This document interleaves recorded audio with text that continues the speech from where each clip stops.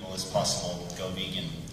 The abolition of all animal exploitation will only come about when we have a vegan world. What practical actions can we do now which will create as many new committed ethical vegans as possible in the shortest span of time? There are many answers to this question. Each person on this panel has provided a very helpful answer, and I am sure at least one of our answers will resonate with you. Find a method of vegan activism that works for you and make sure it is consistent with the 6 principles of the abolitionist approach to animal rights as developed by Gary Francione. Then get out there and do it. It is the only thing that will improve the situation for non-human animals. In the past, I have had one-on-one conversations with people, persuading them to go vegan by providing reasons and answering their concerns. At the moment, my partner Gabrielle and I are reading Gene Sharp's classic 3-volume book, The Politics of Nonviolent Action. It is full of so many practical strategies that have successfully been used in human rights struggles. I am hopeful that Gene Sharp's book will inspire me to think of powerful strategies and actions for creating new vegans.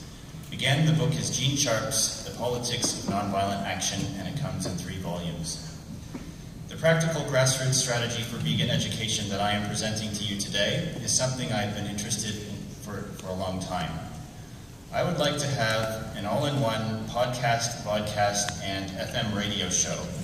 The focus will be on human rights with progressive politics, and it will include a segment on abolitionist veganism.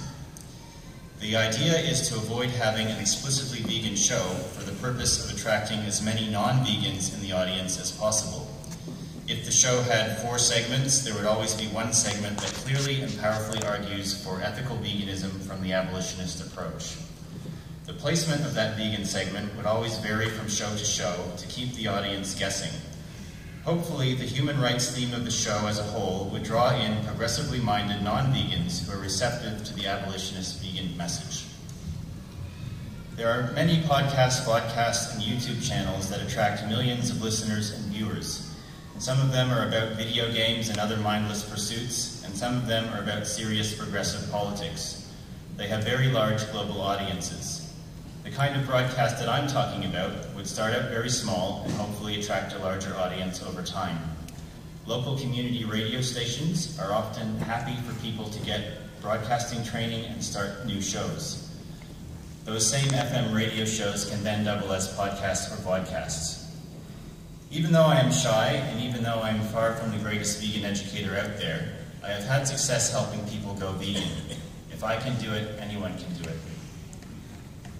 My personality would be suited to an indie news-style broadcast. 3 or 4 segments of my show will be independent progressive news, and 1 segment will be an editorial persuading people to go vegan. As the show develops, I could have interviews, or even a live advocacy discussion between a non-vegan and a vegan educator.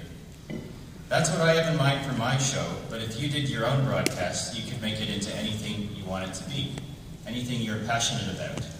As long as you are vegan, as long as you educate yourself first on the abolitionist approach, and as long as the ultimate purpose of your show is to make new vegans. Read Gary Francione's books, join an abolitionist reading group online conducted by the International Vegan Association.